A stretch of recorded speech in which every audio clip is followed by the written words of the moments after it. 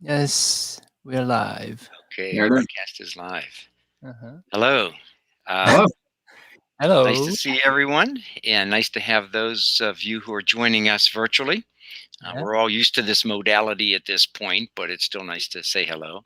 Yeah. My name is Larry Reagan, and I'll be the facilitator for today's conversation. This is our fourth webinar with Dr. Jay Ryu.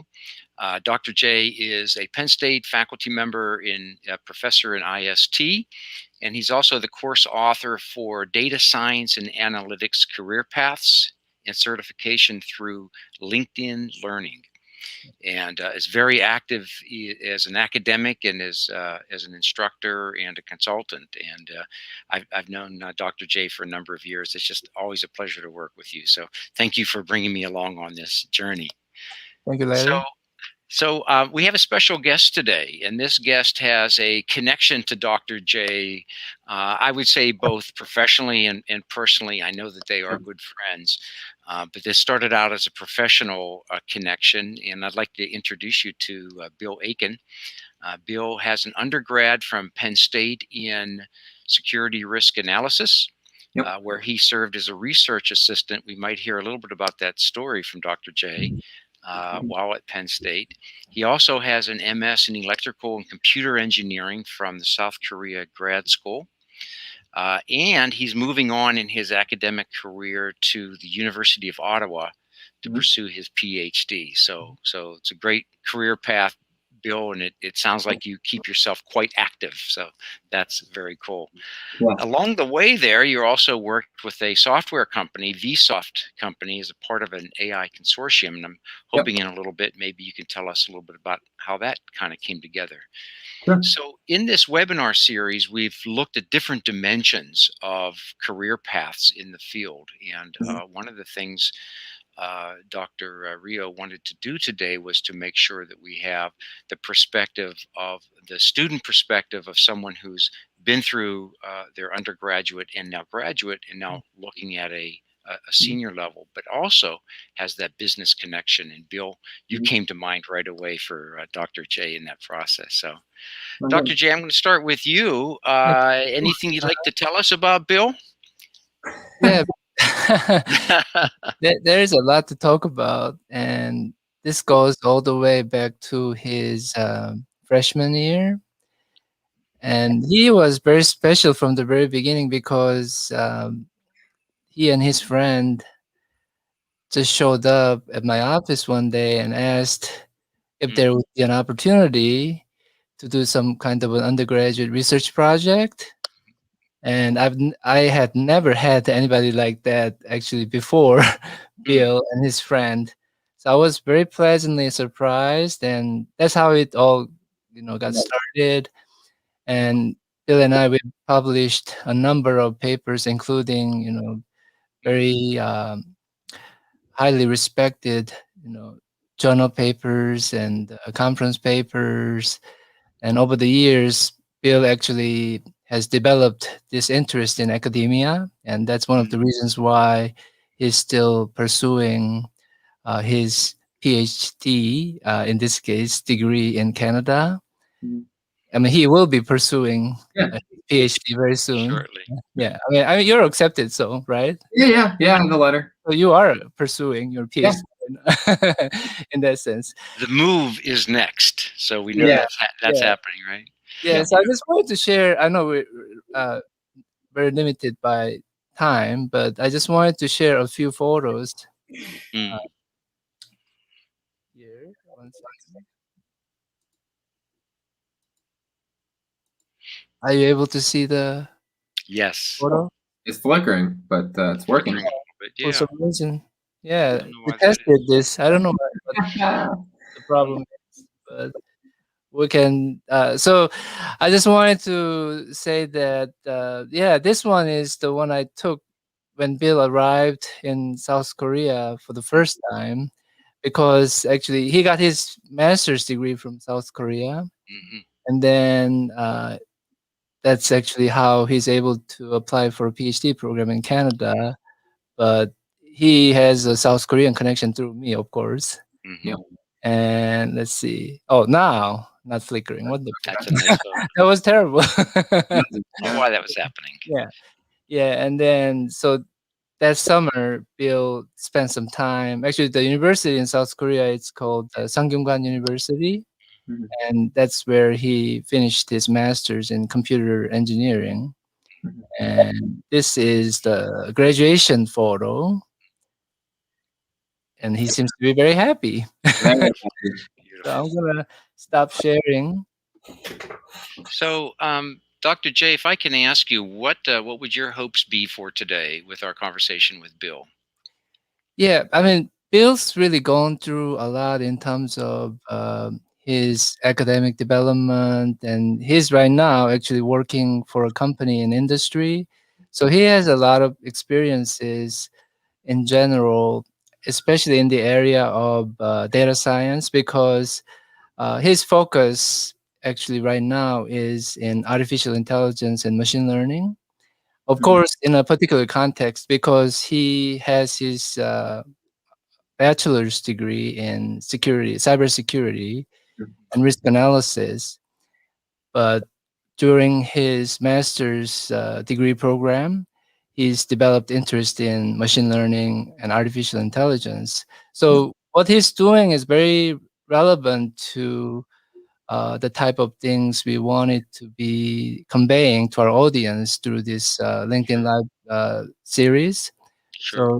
So that's why we have Bill here today, and he's gonna talk a lot about how his journey has been in the context of data science career path, and I think we'll really learn a lot from his experiences. Yeah. I'll Thank do you. my Thanks, best. Dr. J. So Bill, let me we'll jump right into this then, if it's okay with you. Just give us a kind of a quick overview of your academic career path. And the reason I'm asking this is that this whole program that Dr. J has set up, this course, is is designed to help people sort of discern, think through, determine their path. And I Okay. know it's not always a straight line, right? Yes. Like the way you start. What was it like for you? Well, I guess I can really emphasize the fact that it wasn't a straight line because I came into my undergraduate at Penn State Altoona with my degree being in chemistry. Mhm. And I had realized, the chemistry labs were not just really weren't a great fit for how I wanted to spend my professional life. I just didn't find that it wasn't what I wanted to do. But Mhm. fortunately, I had come into university with a lot of AP credits, so I was like I had credits worth a year and a half worth of classes, and so I had the time to really explore what Mm. did I want to do. And so, but I didn't want to just be, in the generic undergrad where you were not declared on a major. So Mhm. I switched, I believe, out of chemistry into Spanish because I was just loving languages. I'd always wanted to study languages. I loved it in high school. And I knew it was something I was going to thoroughly enjoy, regardless of whether I continued with it or not. And I realized then, like no matter how hard I studied, I was never going to be as good as a native speaker. And so I was like, maybe I should have a major where I can excel in my own capacity. Mhm. And my friend there, John, he was telling me about cybersecurity, and I was like, this is extremely interesting. Mhm. And I kind of just at that day and time, I went to the bursar, the registrar's office, and she's like, "What do you want to major in?" And I was like, "I guess cybersecurity." So kind of just chose that, and I actually I can't remember how we came to your office, Dr. J. I don't remember if it was John's idea. I just remember it was just suggested or someone came up with it. And I was like, yeah, that sounds brilliant. Like we should get involved in research now. Like why not? Yeah. And so at that point, it kind of became very smooth. I became very integrated with the IST and SRA programs at Penn State Altoona. It was they were very welcoming and understanding that I was a little behind since the way the schedule worked out, very accommodating, and so I got straight into that. And I loved it, and then the connections there with Dr. J's colleague, Dr. Hyung-Shi Kim in South Korea, and he was telling me about the opportunities to do my master's there because he really liked he saw the collaboration between me and Dr. J, and he Mhm. really liked that and would be willing to sponsor me for that. And one thing led to another, and so that's how my academic path on Mm. really SRA and then now AI got started. You know, one of the characteristics though that you speak about, or you haven't used the words, but I'll use them, and that is the word persistence. And the fact that you pursued these opportunities, you didn't wait for them to come to you, you sought these out. And we've talked about this, Dr. J, in some of our other programs, the idea of students needing to take ownership, if you will, of the opportunities they have presented. And it sounds to me, Bill, as though you've done a really nice job of, you know, building those relationships, putting yourself out there, maybe into a space that you didn't exactly know, but you know, taking that step. So you're to be commended for that. I think that's marvelous. Thank you. I wanted to follow up though with a conversation or just a question maybe about your experience in South Korea. What was the education system like? How did you respond and acclimate? Yeah, so I mean, it was definitely like we were there 3 weeks originally, the first time that brief visit, and then I realized like, okay, I could do this. After Dr. Kim extended the invitations, like I enjoyed myself well enough. I think I could handle this, and it was a big change at first. So the program I took was the acronym is KGSP, so that's Korean Government Scholarship Program, and I highly recommend it. I just to be upfront, had a blast, amazing time, amazing opportunity. Recommend it to anybody.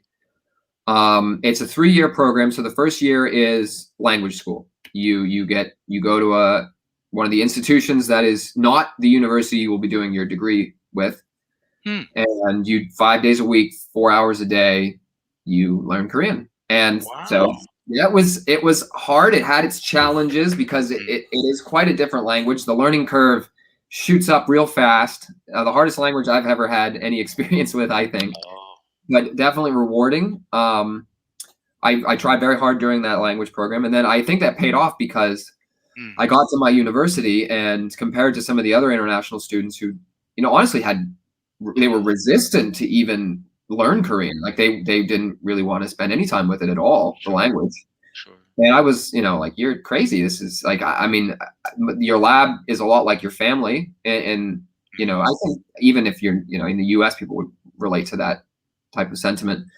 And so you spend a lot of time with them going through a lot of academic problems and troubleshooting stuff and hitting dead ends, and you got to hit deadlines, and like, you got to work together. And I don't know, being able to go out and speak Korean and really enjoy Korean culture with the lab just put us on a different level of camaraderie.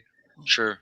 And but I mean, every day is really like an adventure there. I mean, the place is very different. The mindset's different. The language is opposite sentence structure even, and but the it's a beautiful country. It's clean. It's the public transportation is fantastic. You can just go on trips, on the subway or the rail system, Seoul to Busan in 3 hours. It's amazing.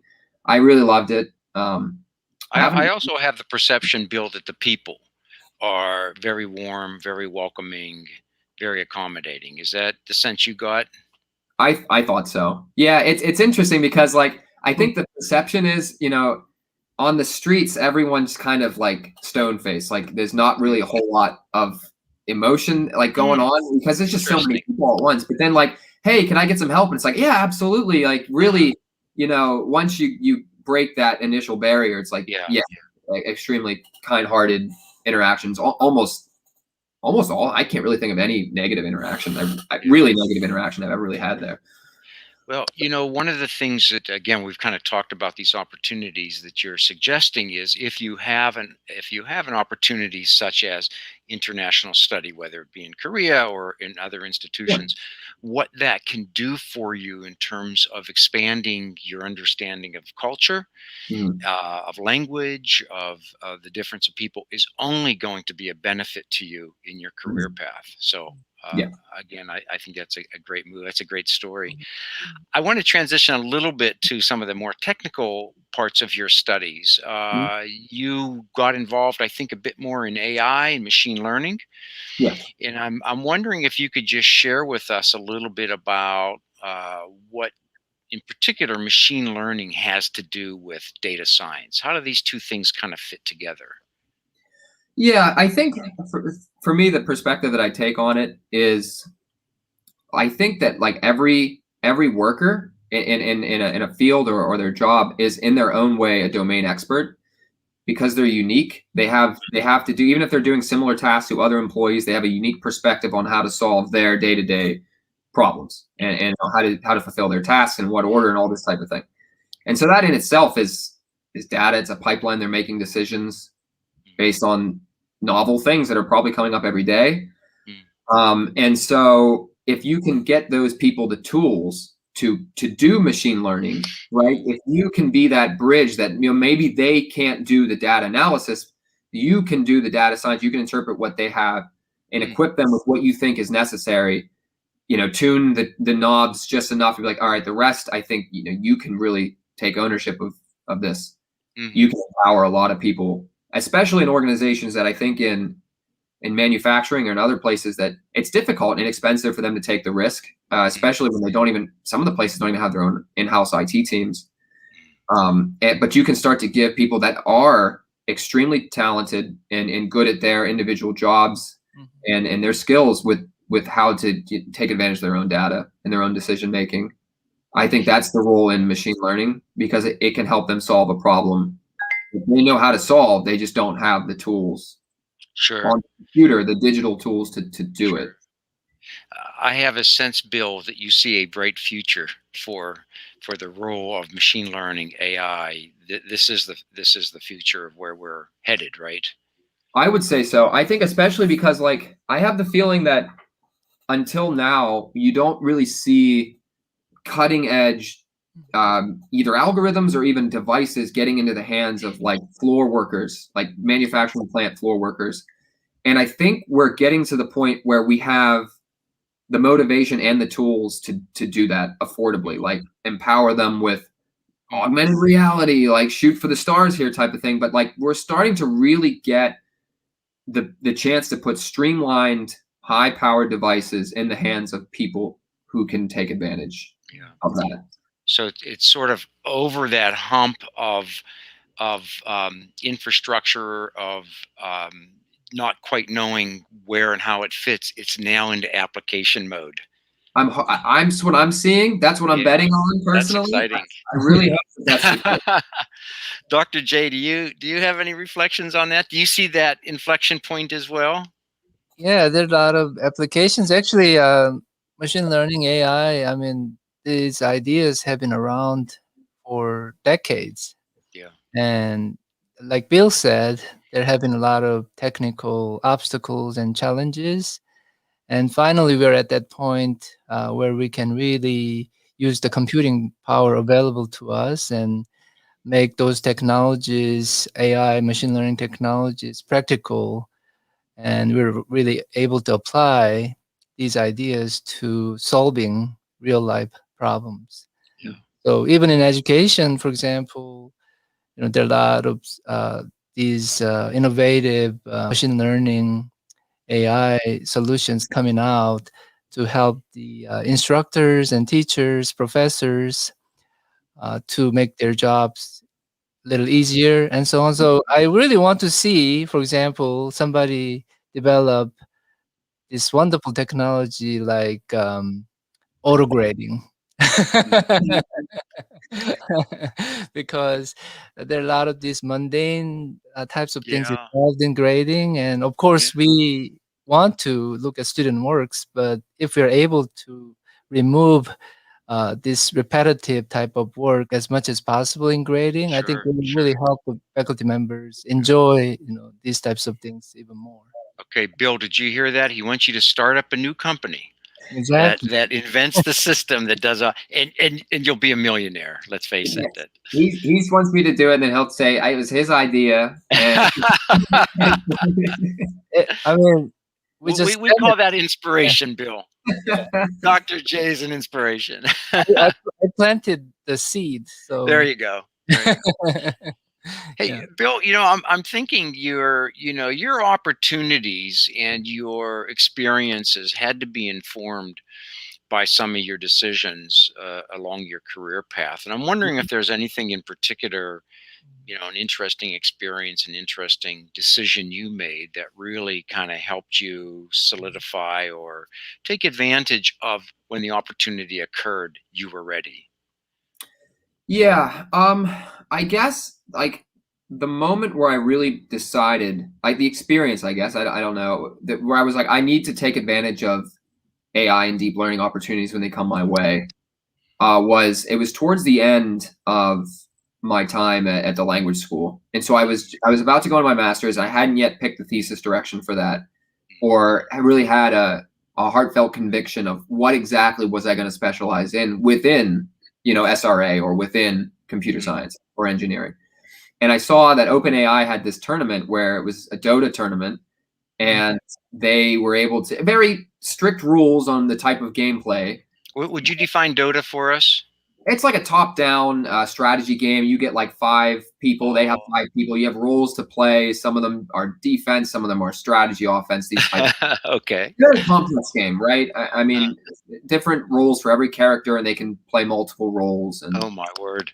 yeah, Okay. and they define a very narrow selection of characters they could be, and the humans and the AI had to be the same characters and all that stuff. But I mean, the AI team using reinforcement learning, they just crushed it. It was a wash, and I was blown away. Like it's a very difficult and big game, and about the same time, AlphaGo was showing that like AI can win this as well. Yeah. And I realized that I could much more easily learn how these agents work than what I could become an expert in Dota or Go. And these are going to be used. I was like, these are going to be used in industry. Like these have immediate uses within the next 5 to 10 years for sure. And that has a whole host of security and ethical and decision choices for what we do. And so I was like, I am going to have to get on board with this in whatever way becomes available to me. Again, though, I'll go back to the fact that you prepared yourself. There's a quote that I've always loved, and that is, "Chance prefers the prepared." There is this thing as luck, but also when an opportunity is presented, you've done things along the path to be best prepared for it. And it sounds to me like participating in the kinds of things you've done, seeking out the research projects with Dr. J, participating in this Dota program, doing the international degrees, are things that you've done well to prepare. And I think for our audience, these are really, really good messages. I want to transition just a little bit because I know you've had some experience in the business field as well. And I'm wondering if you can help us maybe understand a little bit about how those two worlds connect. Did you gain new perspectives or new understandings from the business field? How do they relate? Yeah, I would say they're very new perspectives to me because I really, I haven't been in industry all that long. And so the things I'm learning are immediately making impact on how I'm thinking about these problems. So I think in academia, when I'm writing research papers, or I'm reading research papers a lot of the time, the ideas that we're coming up with are more generic solutions to a problem, and to problems that may not even exist yet, to be honest, right? I mean, if something hasn't been adopted by industry, then it may not be an immediate problem yet. We're still trying to solve it. And these might include what are some potential ways to theoretically compromise an encryption algorithm? How much data would it take to solve a machine learning problem, or is there a more optimum way of solving this particular problem? So more theoretical or almost rhetorical kinds of big questions. Yeah, big questions, and I appreciate it. They're obviously the pursuit of human knowledge for itself is something that has no value. I love it. I love learning, and I want to be a part of that. But at some point, you have to start asking the questions like, well, I do this. Is someone going to spend money on this? Does this solve somebody's problem? Do they have a problem that this pursuit of knowledge can now solve for them? And if it can solve it, how much time and effort will it take? Will it give them more benefit than the costs? Will we be able to deliver it to them so that we can also get money, like put in time and get rewarded to sustain ourselves and, the family and a business?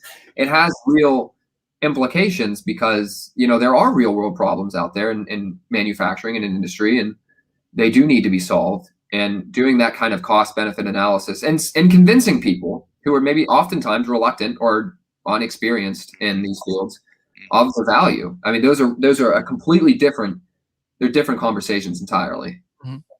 So I'm going to assume that in the business domain, you're addressing real problems, real world, like Yeah. this has to be addressed, this has to be fixed. In the academic side, you're sort of playing with different scenarios. It's a bit more abstract. Yeah. Um, so I'm just thinking about, again, for our listeners, are there things that you could be doing as a student through your work to become a bit more sort of business oriented, business focused? Were there things that you did along the way that helped you make that transition? Well, somewhat. I would say that some of the projects were kind of industry backed or industry proposed to go in this direction. Oh, good I point. think, very recently, this collaboration with the AI Innovation Consortium and Dr. J and other universities Mm, is kind of the thing that, like, it wasn't quite there when mhm, I was an undergrad. mhm, And I think I'm starting to see it evolve more because this is a way of getting cutting edge tools from multiple organizations, like kind of avoiding the threat of vendor lock in a lot of ways, that type of thing that people are reluctant to do. And to be able to do it for whatever purpose. If it's for research, pure research, by all means. If this can solve a particular industry problem and the students are mhm. right there into an internship or job opportunity with certification, fine. Like, I Yeah, think that these types of partnerships are excellent. I hope they continue to grow and flourish because that will be, you can have the best of both worlds. If you want to pursue academia, that option's there. If you want to solve an actual industry problem that they're more than willing to tell you about, that's another option as well.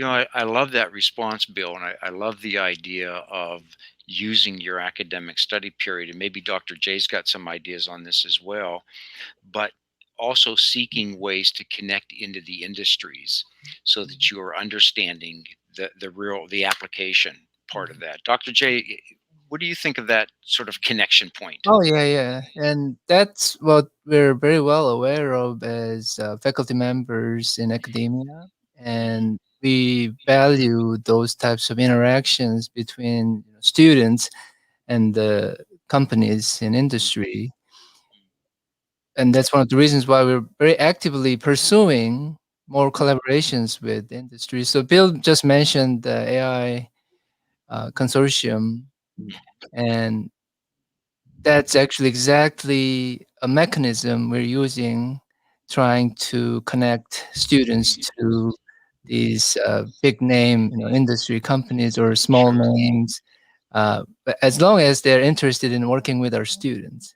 sure, So sure. we're not just sitting there and waiting, but we're actually reaching out to industry partners.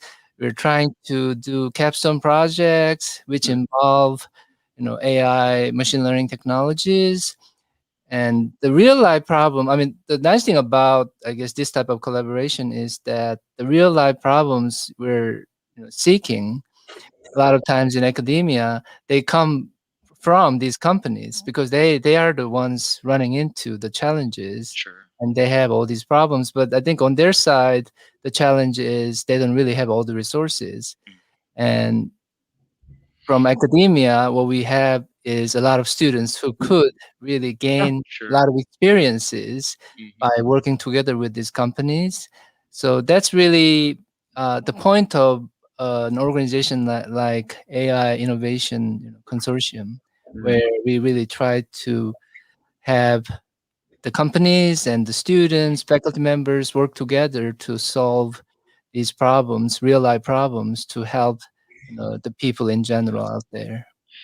So I think for our listeners today, that strategy of making sure that when you're working with Mhm, an institution of learning, whatever that might be, mhm, looking into their ability to mhm, connect into the industries, into the businesses Mhm. in an active way. And I love what you do, Dr. J, in terms. And I know there are other projects, lots of other projects that you're working on where you're very active with the industry Mhm. as a platform for Mhm. bringing your students into that field or Exactly. that domain. So Yeah, that's wonderful. it's actually a great segue into Yes. what's coming up actually through our next LinkedIn Live session, because we're actually going to be inviting the person who's behind AI Innovation Consortium. So his name is Conrad. So Mhm. we'll have Conrad talk a little more about what we're doing Oh, with, marvelous. yeah, the universities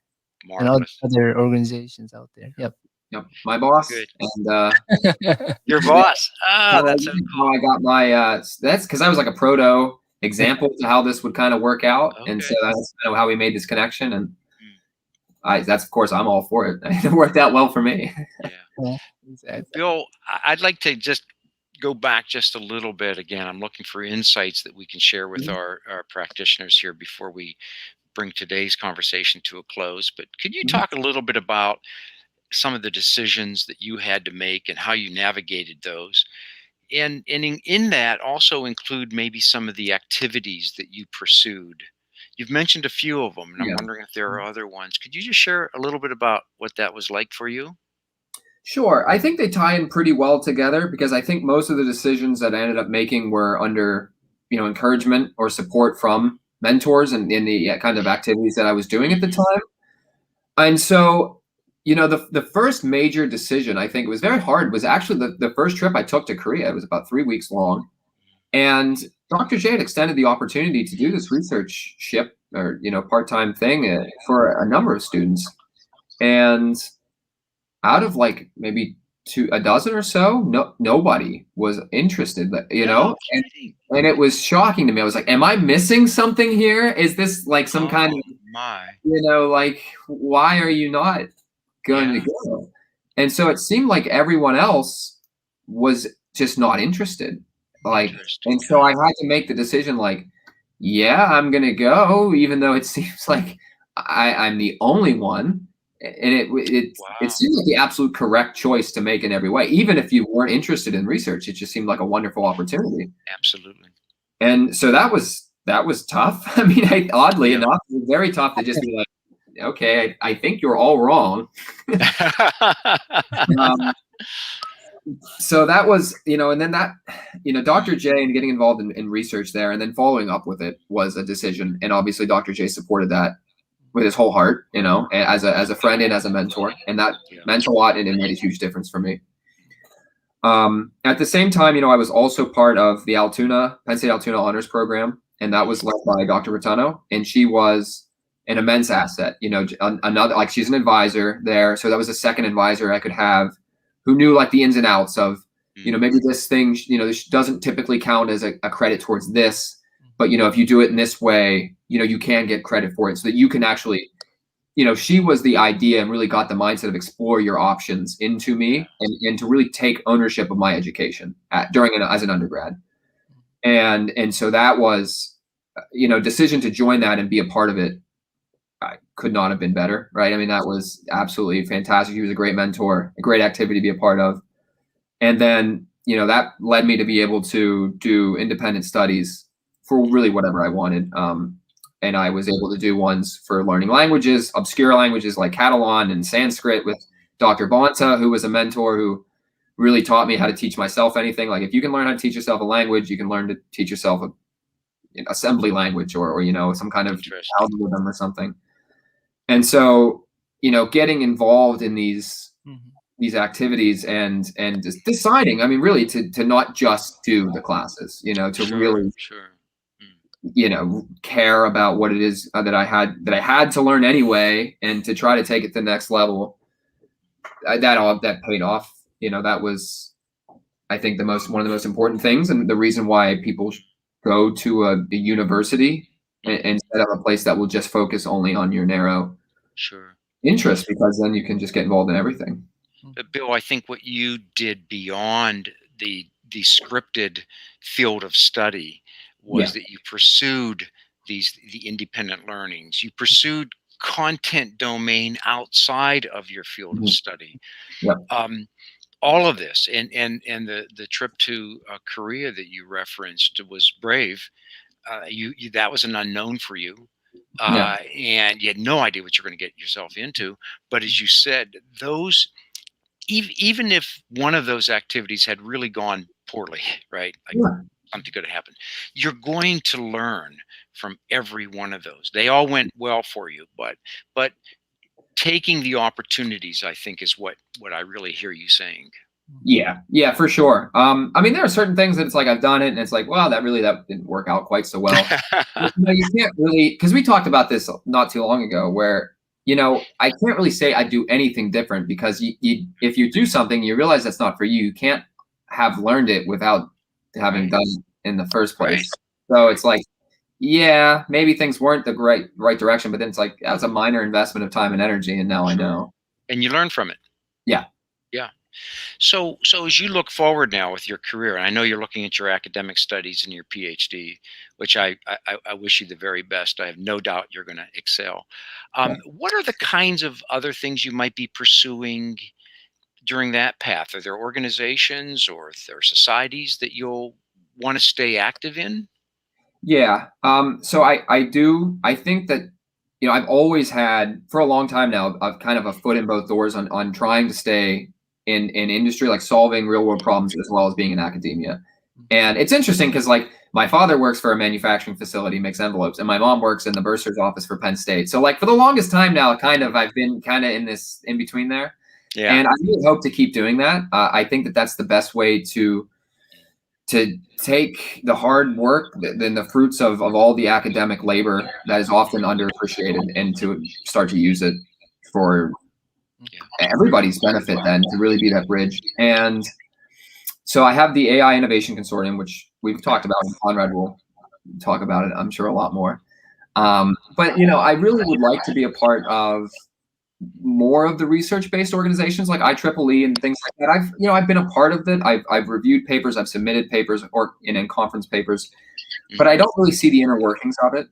I think hopefully that's something I can develop more during my time as the PhD program. I do value that a lot, and I hope that someday, maybe further down the road, I could be more involved in organizations that bring the importance and the value of computer science and data science to everyday people, whether that's through a government group or a community organization. Interesting. Yeah.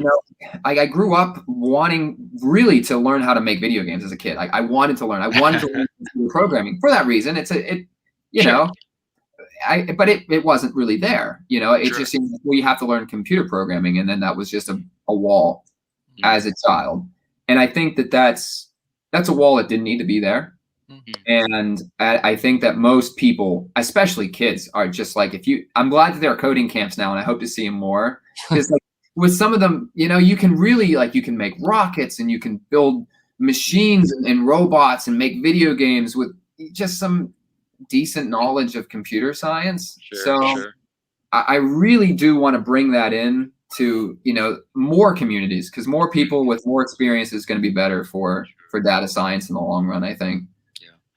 I'd really suggest, and from my experience, that you in time, it may not happen right away, but find those ways, because you would be a powerful link, an important link between the academic studies or the industry field and the reality of life. You talked about the social communities and things, organizations, and so forth, keeping involved in those.